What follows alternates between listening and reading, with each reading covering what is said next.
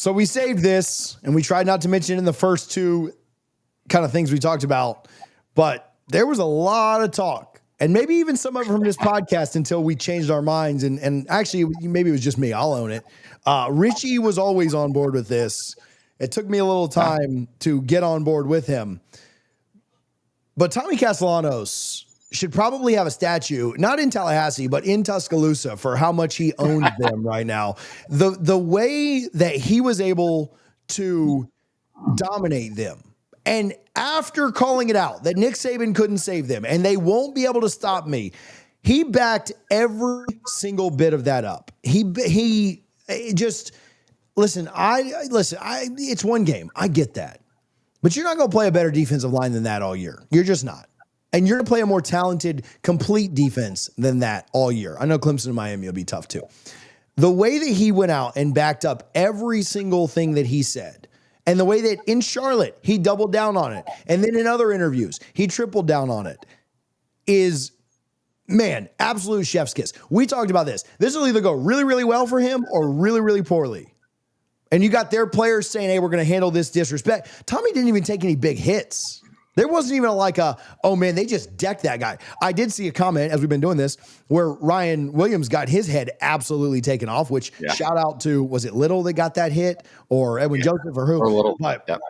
Which Edwin was, or Earl was, on another one last night and playing out of his mind. So shout out to him. Every time we bring up somebody else, we kind of remember another player that kind of went off. But man, I was so impressed with Tommy going out there and backing up everything he said, but he never did anything that put us in danger. I know we've talked about that before, but there were no balls that where I thought oh man, that was risky. That was Tommy doing too much. He never did too much. He took the easy play. Listen, there, on a 2nd and long, he threw the ball out of bounds a couple of times. He threw the ball away. Great. Very good. They were good on 3rd down. They were 5 of 12 on 3rd down, right? You'd like to be a little bit better than that, but they converted on 2 4th downs, so they ended up being 7 of 12 for the series, 7 of 14 for the time. But man, essentially they converted on 7 of their 12 3rd downs when you can count the 2 4th downs they got as well. So man, he never took risk. He never risked it. He never took big hits. He was athletic. He was mobile, and he backed up every single thing that he said. And yeah, he owns them right now. It's him and Diego Pavia that own Alabama. Listen, I know you like your football team hot, and after beating Alabama by 14, they are. But you do not want that for your house. Keep cool with Locke's Air Conditioning. They're veteran-owned and Tallahassee-rooted. They bring precision service and installs from Tallahassee to Panama City. Their focus, top quality work, elite equipment, and unmatched customer care.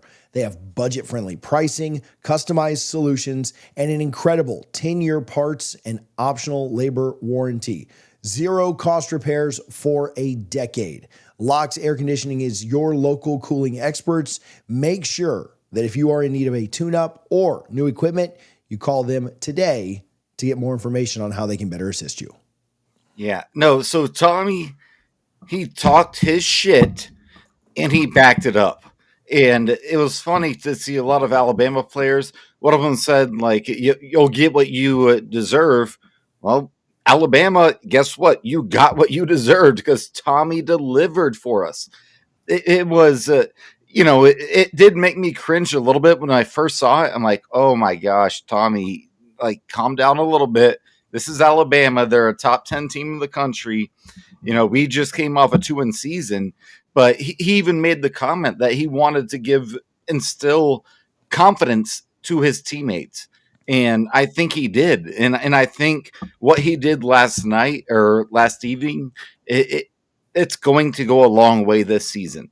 And it was just so cool to see someone who can come out and talk shit about the best team of the past 20 years in the country and then deliver on it despite all the bulletin board material, so to speak, that DeBoer had. Even Nick Saban said on game day yesterday, because it was Lee Corso's last game day, he made a comment. He's like, 100% I'm using that against Florida State. And he delivered that. Shout out Tommy C. That was the performance, the numbers, 150 plus yards passing, 75 plus yards rushing, a touchdown. He did everything he had to do, and it was just so amazing to see because a lot of times when players open their mouth and talk crap about the opponent, you're like, oh boy, here we go.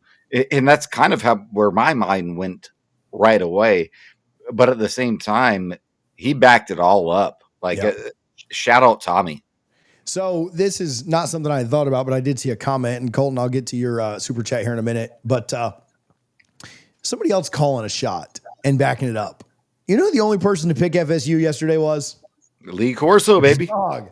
I thought he would, right? Because there's just no better way to go out. There's no better. You're not even getting any crap about it if you pick him this week because you're not on the show next week.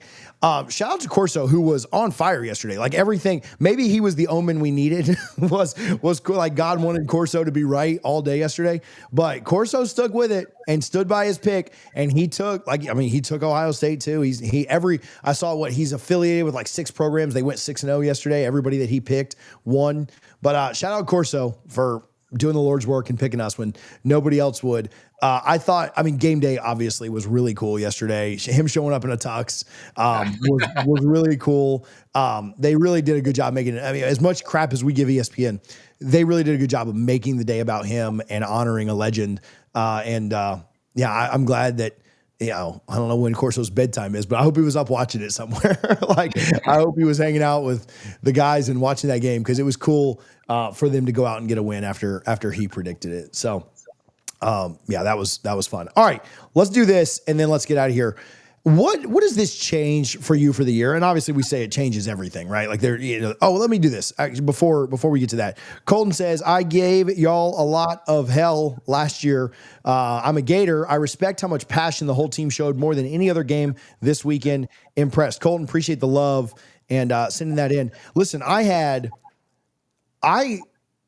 if you're watching this and I haven't texted you back, I'm really sorry, but I got a lot of texts last night and the service is terrible. So I'll do my best to get back to people tonight. But I got texts from UF fans that were saying how impressed they were. I'll even call Allie out. Allie texted me and said, like, listen, I know you're about to be pretty insufferable for the next week or two, but congratulations on the win.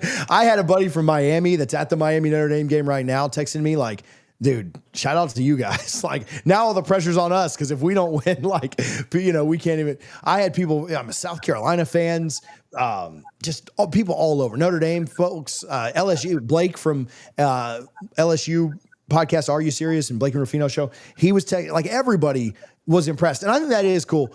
Listen, that Gator fan that, Colton, he doesn't want FSU to win, but I do. I think the way they played, and I've not watched every single game of the weekend or anything like that. I know LSU had a big win. Ohio State had a big win. There, South Carolina.